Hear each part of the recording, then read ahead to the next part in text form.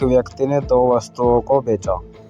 ए को 40% लाभ पर एवं बी को 20% हानि पर बेचा। संपूर्ण लेन देन में उसे 18 रुपये का लाभ हुआ। यदि वस्तु ए का क्रय मूल्य बी से 140 रुपये कम है तो वस्तु बी का क्रय मूल्य ज्ञात कीजिए।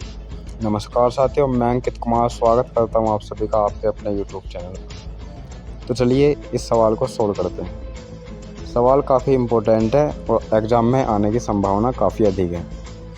तो जैसा सवाल कहता है ऐसे ही करते जाइए। एक व्यक्ति ने दो वस्तुओं को बेचा है।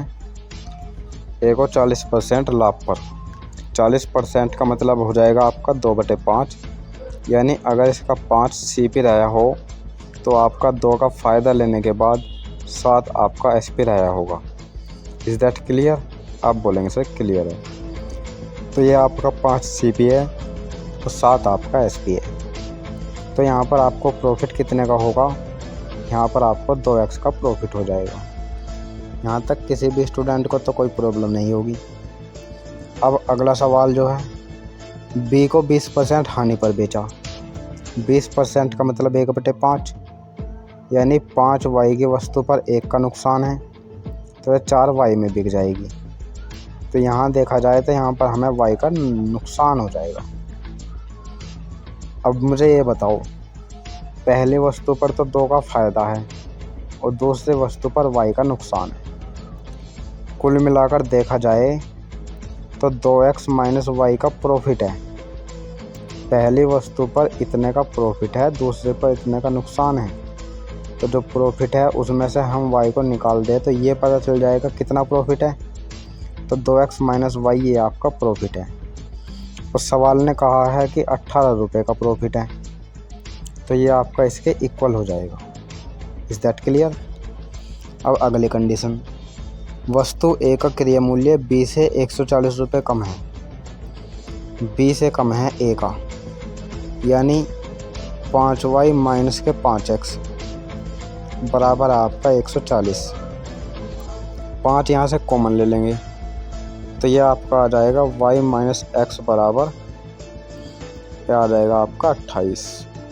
यहाँ तक किसी भी स्टूडेंट को तो कोई प्रॉब्लम नहीं होगी, मुझे इतना यकीन है। अब दोनों इक्वेशन को ऐड करेंगे तो y तो कैंसिल आउट हो जाएगा और 2x में से x जाएगा तो आपकी x की वैल्यू आ जाएगी और इसे जोड़ने के बाद आपका आ जाएगा 46। तो x की वैल्यू आपकी क्या आई? 46। x की वैल्यू यहाँ पर रख सकते हो आप। तो y की वैल्यू क्या आ जाएगी? y की वैल्यू आपकी आ जाएगी, ये आपकी आ जाएगी माय डियर स्टूडेंट 8 6 14 का 4 और 4 2 6 और 1 7, यानी y की वैल्यू आपकी 74 आई है। लेकिन आपसे पूछा क्या है? आपसे पूछा है वस्तु b का क्रय मूल्य। वस्तु b का क्रय मूल्य है 5y। 1y की वैल्यू 74 है तो 5y की वैल्यू आपकी क्या होगी? आप बोलेंगे 370। 74 में 5 की मल्टीप्लाई कर देंगे तो वस्तु b का आपका CP आ जाएगा 370, यानी ऑप्शन नंबर 20 सवाल का करेक्ट आंसर हो जाएगा। उम्मीद करते हैं सभी स्टूडेंट को यह सवाल समझ में आया होगा। ऐसे ही और सवाल जानने के लिए चैनल को सब्सक्राइब कीजिए और अपने दोस्तों के साथ शेयर कीजिए। तब तक के लिए thank you, take care, good bye. जय हिंद, जय भारत, वंदे मातरम।